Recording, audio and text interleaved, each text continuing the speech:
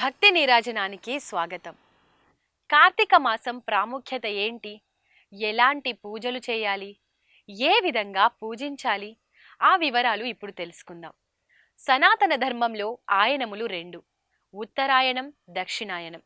ఉత్తరాయణంలో మాఘమాసానికి ఎంతటి ప్రాముఖ్యత ఉందో, దక్షిణాయంలో కార్తీక మాసానికి అంతటి విశిష్టత ఉంది. ఈ పుణ్యమాసం హరిహరులకు అత్యంత ప్రీతికరమైనది. శివుడు గంగాదేవి పార్వతీదేవికి కార్తీక మాసంతో సమానమైన మాసం లేదని అంటుంటారు. ఈ మాసంలో వ్రతాలు, నోములతో పాటు దీపారాధనకు ఎంతో ప్రాముఖ్యత ఉంటుంది. తెలుగు సంవత్సరంలో వచ్చే 8వ మాసం కార్తీక మాసం. చంద్రుడు కృతిక నక్షత్రంలో ఉండడం వల్ల ఈ మాసానికి కార్తీక మాసం అనే పేరు వచ్చింది.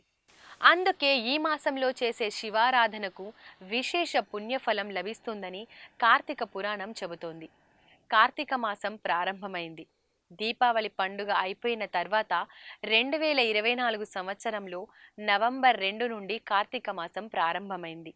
ఈ మాసం విశిష్టత ఏంటి? ఎందుకు కార్తీక మాసాన్ని అతి పవిత్రంగా పరిగణిస్తారో ఇప్పుడు తెలుసుకుందాం. కార్తీక మాసం పరమేశ్వరుడికి అత్యంత ప్రీతికరమైనది. ఈ నెల రోజులు శివారాధన చేస్తూ, కార్తీక సోమవారాలు ఉపవాసాలు ఆచరిస్తూ ఆ భోళాశంకరుడి అనుగ్రహం పొందడం కోసం ప్రయత్నిస్తారు. పూజలు, వ్రతాలు, ఉపవాసాలు, వనభోజనాలతో ఈ మాసం మొత్తం భక్తి పారవశ్యంతో మునిగిపోతోంది. శరదృతువు ఉత్తర భాగంలో వచ్చే కార్తీక మాసం నెల రోజులు పర్వదినాలే. కార్తీక మాస మహత్యాన్ని మొదటగా వశిష్ఠ మహర్షి జనక మహారాజుకు వివరించగా, శౌనకాది మునులను సుతుడు మరింత వివరంగా చెప్పాడు. కార్తీక మాసంలో అర్చనలు, అభిషేకాలతో పాటు స్నానదానాదులు కూడా అత్యంత విశిష్టమైనవే. నదీ స్నానం, ఉపవాసం, దీపారాధన, దీపదానం, సాలగ్రామ పూజ, వన సమారాధనలు ఈ మాసంలో ఆచరించదగ్గ విధులు. కార్తీక మాసంలో శ్రీ మహావిష్ణువు చెరువులలో, దిగుడు బావులలో, పిల్ల కాలువలలోనూ నివసిస్తాడు. అందుకే ఈ మాసంలో వాపి, కూప, తటాకాదులతో స్నానం చేయడం ఉత్తమం. కుదరని పక్షంలో సూర్యోదయానికి ముందే మనం స్నానం చేసే నీటిలోనే గంగా, యమున, గోదావరి, కృష్ణ, కావేరి, నర్మదా, తపతి, సింధు మొదలైన నదులన్నిటినీ నీరు ఉందని భావించాలి. జ్యోతిష్య శాస్త్రం ప్రకారం కృతిక నక్షత్రం పౌర్ణమి రోజు ఉంటే అది కార్తీక మాసంగా పిలువబడుతోంది. నీటి మీద, మానవుల మనసు మీద చంద్రుని ప్రభావం అధికంగా ఉంటుంది.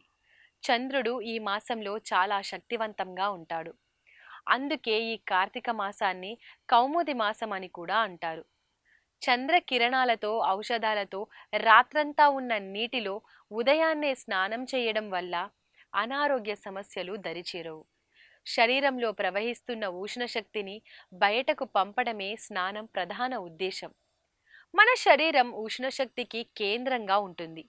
ఎప్పటికప్పుడు ఉష్ణశక్తి ఉత్పత్తి అవుతూ బయటకు పోతూ ఉంటుంది. అలా ఎప్పటికప్పుడు ఉష్ణశక్తి బయటకు పోతూనే ఉత్సాహంగా ఉంటాం. ఈ ప్రక్రియను ఎలక్ట్రోమాగ్నెటిక్ యాక్టివిటీ అంటారు. ఎన్ని ప్రయోజనాలు ఉన్నాయి కాబట్టి అప్పట్లో ఆధ్యాత్మికం, దేవుడు, భక్తి పేరు చెప్పి కార్తీక నెల రోజులు బ్రహ్మముహూర్తంలో స్నానాలు చేయమనేవారు. ఈ నెల రోజులు ఆ చల్లదనాన్ని తట్టుకోగలిగితే సంపూర్ణ ఆరోగ్యంగా ఉన్నట్టే. స్నానం అనేది శరీర శుభ్రత కోసం, ఆరోగ్యాన్ని కాపాడుకోవడంలో ఇదో భాగం. అయితే నిత్యం చేసే స్నానం వేరు, కార్తీక మాసంలో చేసే స్నానం వేరంటారు మన పెద్దలు. కార్తీక స్నానాలు ఎందుకు చేయాలంటే, ఏడాది మొత్తంలో పండుగలు, పూజలు, పునస్కారాలు ఎన్నో చేస్తాం. వినాయక చవితి, దసరా 9 రోజులు, సంక్రాంతి 3 రోజులు ఇలా జరుపుకుంటాం. కానీ కార్తీక మాసం నెల రోజులు ప్రత్యేకమే. దైవభక్తి మాత్రమే కాదు, ఈ నెలలో ఆచరించే ప్రతి క్రియ వెనుక ఆరోగ్య రహస్యం దాగి ఉంది. జ్యోతిష్య శాస్త్రం ప్రకారం ఈ మాసంలో సూర్యుడు తులారాశిలో ఉంటాడు. సూర్యునికి ఇది నీచ స్థానం. ఉష్ణోగ్రత తక్కువగా ఉండే ఈ మాసం మనిషి ఆరోగ్యంపై ప్రభావం చూపుతుంది. జీర్ణశక్తి తగ్గుతుంది, చురుకుదనం తగ్గుతుంది, బద్ధకం పెరుగుతుంది, శరీరంలో నొప్పులు ఎక్కువవుతాయి. నరాల బలహీనత ఉన్నవాళ్ళు చలికి ముడుచుకొని పడుకోవడం వల్ల ఇంకా పెరుగుతాయి. వీటన్నిటి నుండి ఉపశమనమే కార్తీక స్నానం. నదీ స్నానం చేయాలంటే నది వరకు నడవాలి. అంటే దీనిని తెల్లవారుజామున చేసే వ్యాయామంగా భావించాలి. పైగా నదుల్లో సహజంగా ఉండే ఔషధాలే కాకుండా నదీ పరివాహక ప్రదేశాల్లో ఉండే ఔషధాలు కూడా నీటిలో కలుస్తాయి. అలా ఆరోగ్య రక్షణ కోసం ఈ నెల రోజులు కార్తీక స్నానమని ఈ నియమం పెట్టారని చెబుతారు. కార్తీకంలో తెల్లవారుజామునే లేచి తలార స్నానం చేసి శుభ్రమైన దుస్తులు ధరించి తులసి కోట ముందు భగవన్నామము సంకీర్తన చేస్తూ ధూప దీప నైవేద్యాలు సమర్పిస్తారు. ఇలా చేస్తే మనసంతా ఆధ్యాత్మిక పరిమళాలతో నిండి అలౌకికమైన అనిర్వచనీయమైన ఆనందం కలుగుతుంది. మామూలు రోజుల్లో భగవత్ ఆరాధన మీద అంతగా శ్రద్ధ పెట్టని వారు గుడిలో కాలు పెట్టని వారిని సైతం పవిత్రమైన ఆధ్యాత్మిక వాతావరణమే గుడికి తీసుకువెళ్తుంది. వారిని దేవుని ముందు కూర్చునేలా చేసి పాపాలు పటాపంచలు చేసి మోక్ష ప్రాప్తి కలిగిస్తుంది ఈ మాసం.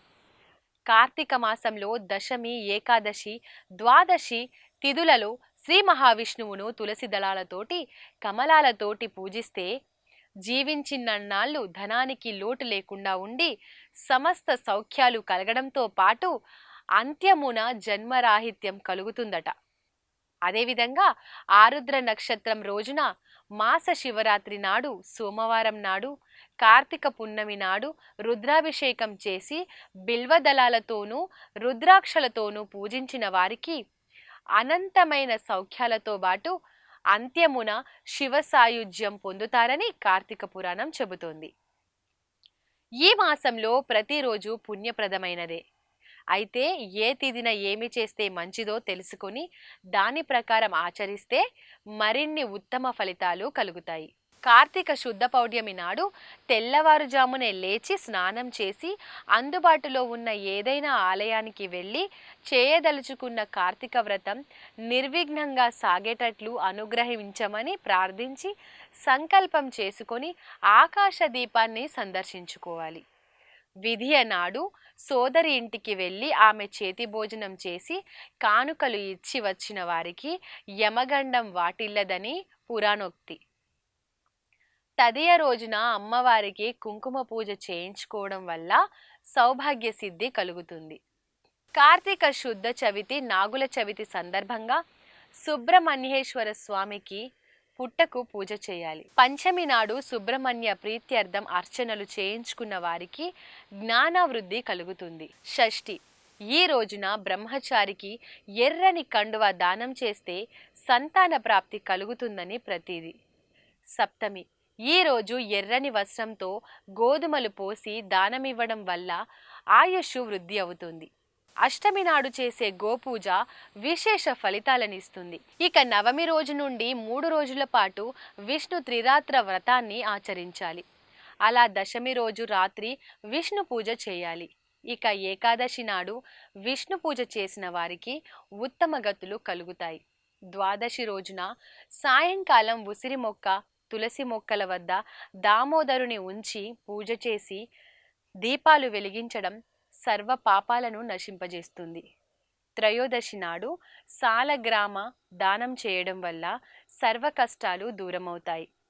ఇక చతుర్దశి నాడు పాషణ చతుర్దశి వ్రతం చేసుకునేందుకు మంచిది. కార్తీక పూర్ణిమ మహాపవిత్రమైన ఈ రోజు నదీ స్నానం చేసి శివాలయం వద్ద జ్వాలా తోరణంతో దర్శనం చేసుకోవడం వల్ల సర్వ పాపాలు ప్రక్షాళనం అవుతాయి.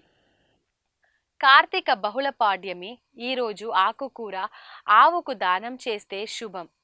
విధియ నాడు వనభోజనం చేయడం విశేష ఫలితాలనిస్తుంది.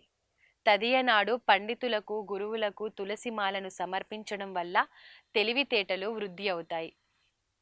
ఇక చవితి రోజున పగలంతా ఉపవాసం చేసి సాయంత్రం వేళ గణపతిని గరికతో పూజించి ఆ గరికను తలగడ కింద పెట్టుకొని పడుకుంటే దుస్వప్న దోషాలు తొలగి సకల సంపదలు కలుగుతాయి. అలాగే పంచమి నాడు చీమలకు నూకలు చల్లడం, శునకాలకు అన్నం తినిపించడం శుభ ఫలితాలనిస్తుంది. షష్ఠి రోజున గ్రామ దేవతలను పూజ జరిపించడం మంచిది.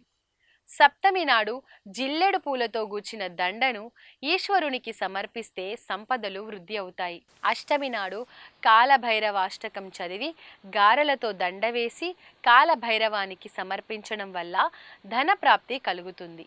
నవమి రోజు వెండి లేదా రాగి కలశంలో నీరు పోసి పండితునికి దానమిస్తే పితృదేవతలు తరిస్తారు. దశమి నాడు అన్న సంతర్పణ చేస్తే విష్ణువుకు ప్రీతిపాత్రులై కోరికలు తీరతాయి. ఏకాదశి విష్టాలయంలో దీపారాధన, పురాణ శ్రవణం, పఠనం, జాగరణ విశేష ఫలప్రదం. ద్వాదశి అన్నదానం లేదా స్వయం పాకం సమర్పించడం శుభప్రదం. అనంతరం త్రయోదశి నాడు నవగ్రహ ఆరాధన చేయడం వల్ల గ్రహదోషాలు తొలగుతాయి. చతుర్దశి రోజున అంటే మాస శివరాత్రి నాడు చేసే ఈశ్వరార్చన, అభిషేకం అపమృత్యు దోషాలను, గ్రహ బాధలను తొలగిస్తాయి. చివరగా అమావాస్య. ఈ రోజున పితృదేవతల పేరిట అన్నదానం లేదా స్వయం పాకం పేదవారికి దానం చేయడం వల్ల పెద్దలకు నరక బాధ తొలగి స్వర్గ సుఖాలు కలుగుతాయి. ఆ విధంగా కార్తీక మాసంలో చేసే స్నాన, దాన, జపాల వల్ల అనంతమైన పుణ్యఫలాలు ప్రాప్తిస్తాయి. అలాగే అలా రోజు చేయలేని వారు కనీసం ఏకాదశి, ద్వాదశి, పూర్ణిమ సోమవారాలలో లేదా ఒక్క పూర్ణిమ లేదా కనీసం ఒక్క సోమవారం రోజైనా సరే నియమ నిష్టలతో ఉపవాసం ఉండి గుడికి వెళ్ళి దీపం వెలిగిస్తే కార్తీక మాసం మొత్తం లభించే పుణ్యఫలాన్ని ఇస్తోంది. సర్వే జనా సుఖినో భవంతు.